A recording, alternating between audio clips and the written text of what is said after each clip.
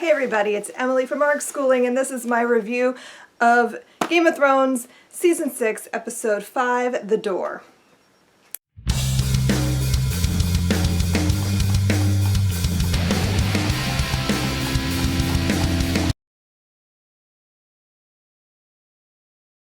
I have a lot to talk about. Do you see these notes?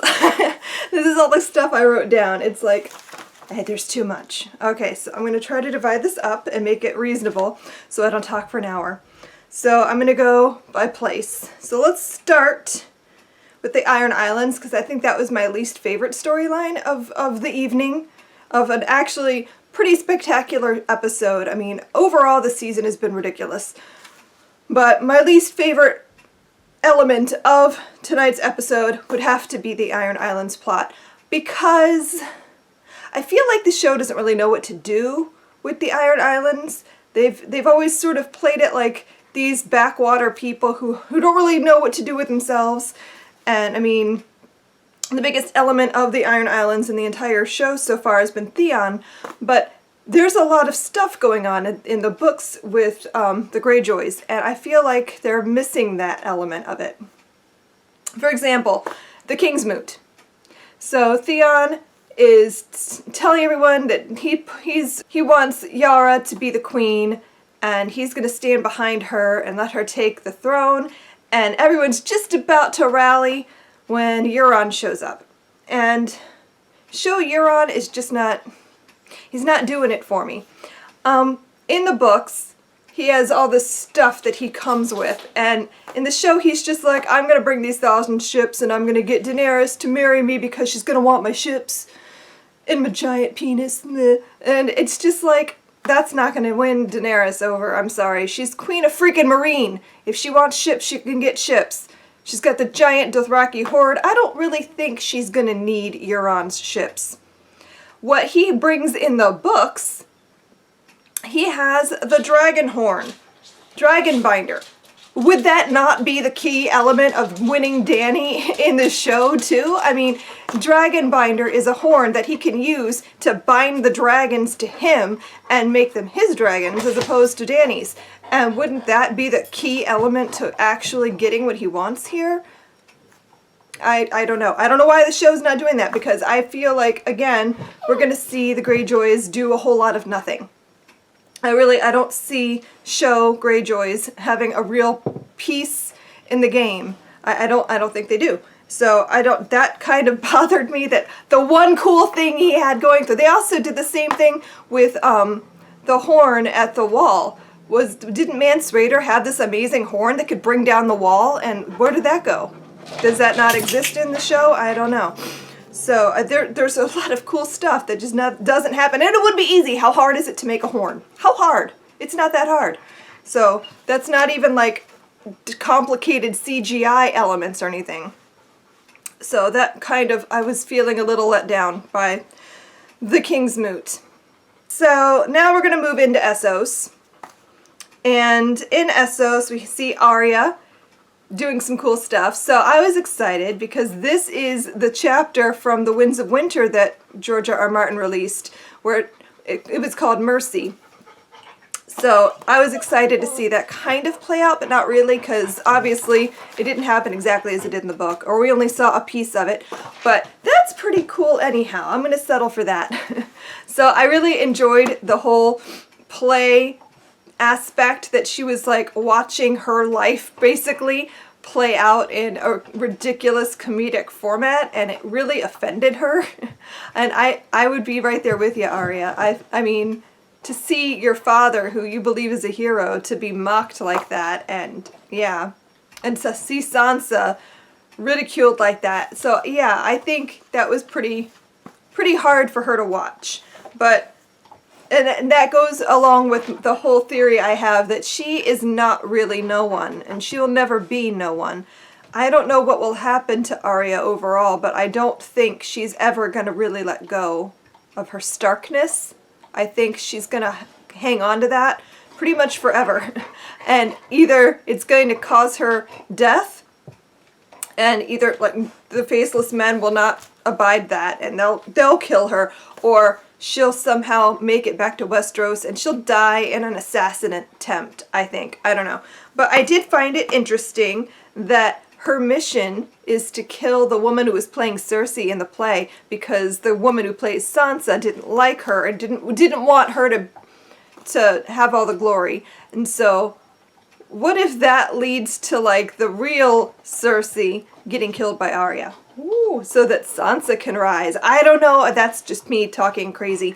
Also going on in Essos is Dany leading her Dothraki army back to Meereen and forgiving Jorah. I don't know. That was a really touching moment.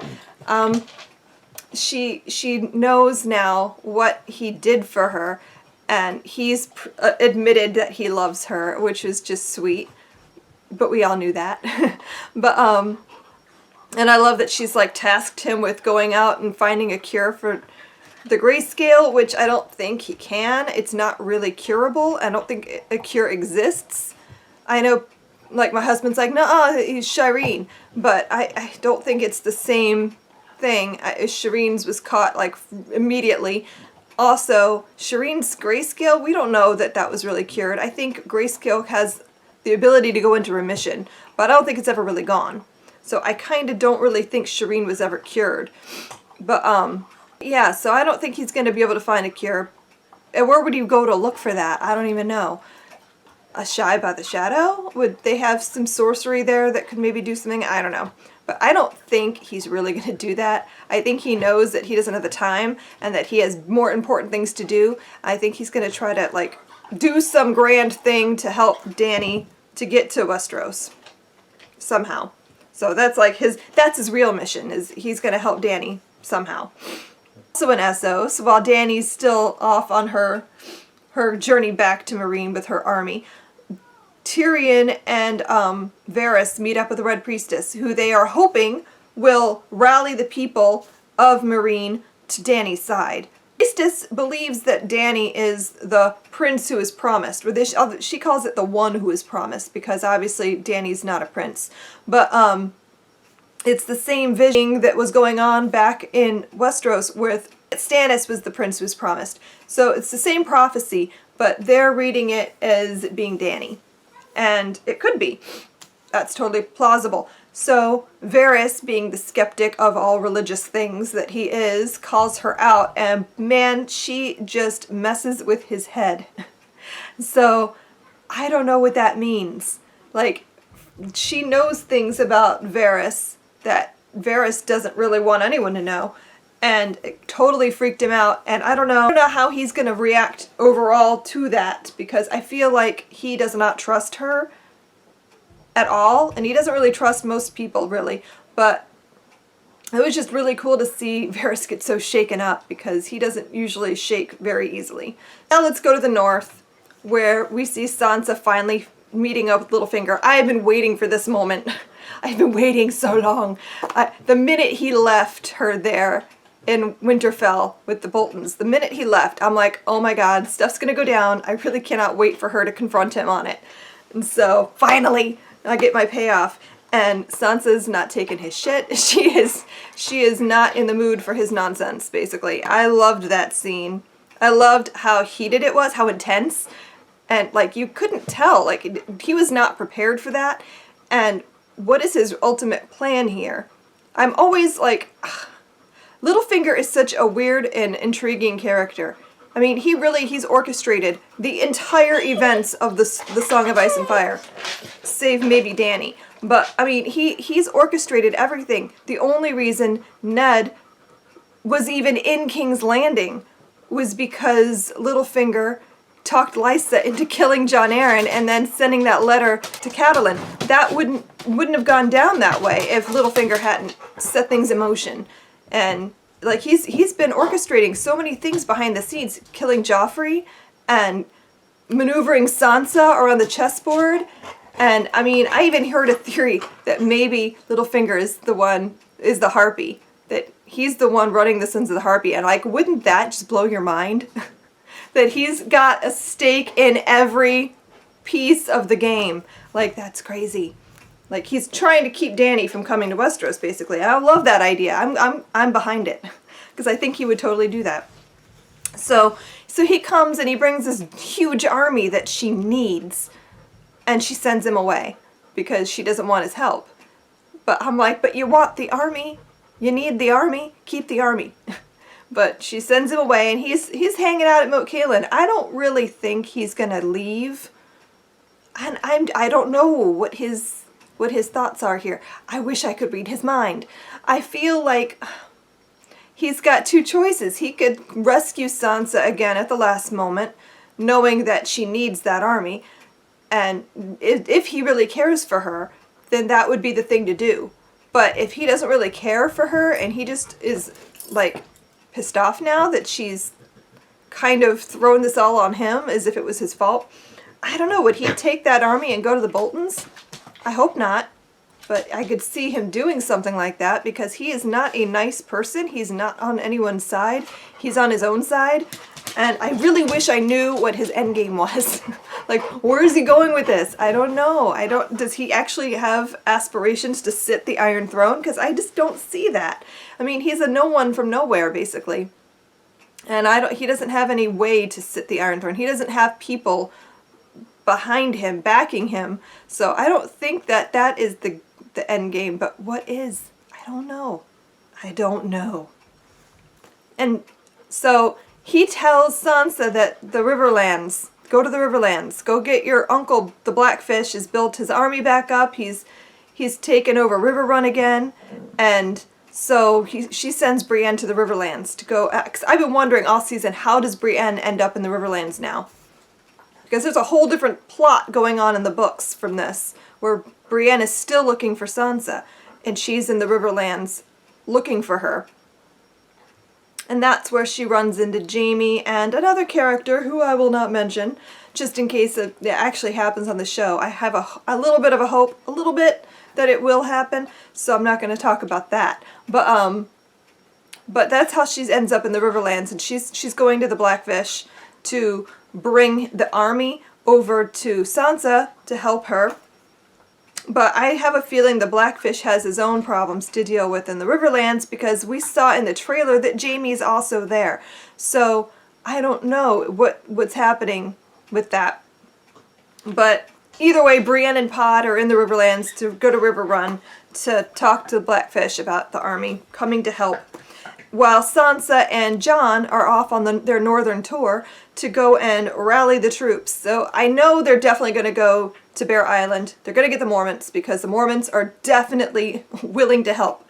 Because last season, I think, was when Jon got that letter, or maybe Stannis got the letter and he showed it to Jon about that they don't follow any king, save the only king is the King of the North, and his name is Stark. So they're definitely going to help. And I think the Serwins? Yeah, that's their name. The Serwins will help because they're the ones last season that Ramsay wanted them to pay their taxes. They refused, so he flayed them. The Lord and Lady Serwyn, and then the younger son, or the son that is now the Lord of that house, paid his taxes. So I think he's definitely going to want to help out and take down the Boltons. And I think there's actually quite a few houses. Yes, the Umbers and the Karstarks and the Manderleys have the bigger armies, but overall, I think the rest of the North, if they rally, they're going to end up with a bigger army. Plus the Wildlings, plus the possibility of the Vale if they stick around, plus the possibility of the Tully army. So, I mean, this is going to shape up into a pretty big showdown. The Bastard War, I don't know, the Fight for Winterfell, whatever you want to call it. So that's going to be pretty cool. And I think that'll probably happen at the end of the season. Okay, so now we have to get to the big to-do with this episode.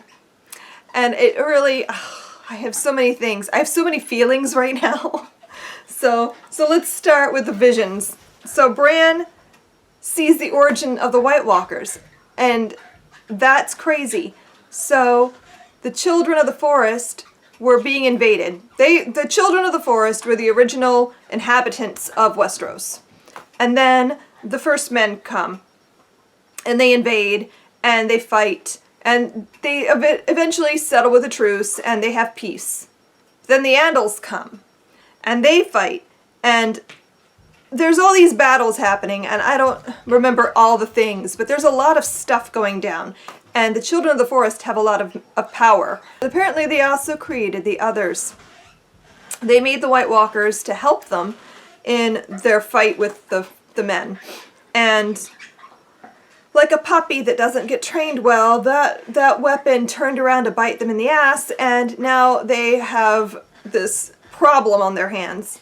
And the White Walkers have kind of taken over the north, or the north of the wall. And so here's where my brain is going crazy right now. So Bran in the vision gets touched by the Night's King. I guess we're calling him the Night's King, even though in the books the Night's King is the 13th Lord Commander who married another and became one. In the show we're doing something different. Okay, so the Night's King touches his arm, marks him, and now he can get in to the weirwood tree where they're in their like safe zone that has magic around it to prevent the White Walkers from coming in. So he touches him, now he has the ability to come in.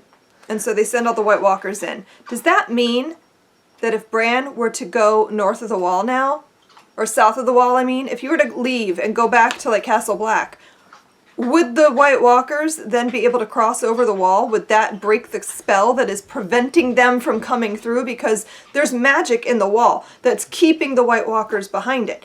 So if Bran were to walk through the wall and go into Castle Black, does that mean that the power in the wall breaks? Does the wall collapse because of that? Like, things could happen and it could all be Bran. It could all be Bran's fault. Okay, so this happens, they have to leave, and then Bran and Bloodraven go into this trance because now he's got to like upload all this information to Bran because he thought he'd have more time. And I'm like, no, we're not going to get to see any more visions, are we? So while this is happening, they're being invaded. They have to get Bran. Bran's knocked out, essentially, and he needs to warg into Hodor because Hodor is just freaking out and is useless because he can't even function when he's in panic mode. So while this is going on, Bran is standing in Winterfell. He's looking on his father and his uncle and his grandfather, and all this stuff is going on, and young Willis / Hodor is standing there watching. He's watching. So he's aware of Bran being there, it seems like. I don't know how. But Bran goes ahead and he hears Mira shouting at him from outside of his vision quest. And he goes and he wargs Hodor. But while he's warging Hodor there, somehow Hodor in vision past gets involved in it.